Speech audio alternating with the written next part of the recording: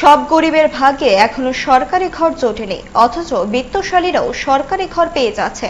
প্রধানমন্ত্রী আবাস যোজনায় সবার আগে ঘরের দাবিদার থাকেন বিপিএল অথবা তার চেয়ে গরিব অর্থাৎ অন্তর্দয়ভুক্তরা।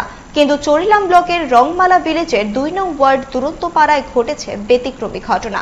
দিনমজুর অমিতাভ দেববর্মার অন্তর্দয় রেশন কার্ড থাকা সত্ত্বেও তিনি সরকারি ঘর পাননি।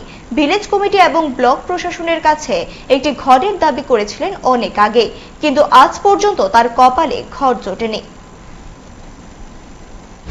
ঘরের লেগে এমনি কইছেন নি এলাকা তো কইছি, তো পাইছি না।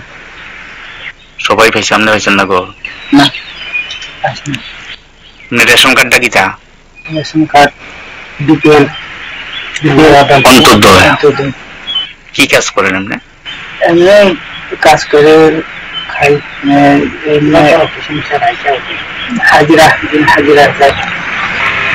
আমি ঘর চাই সরকারের কাছে। সরকারের কাছে।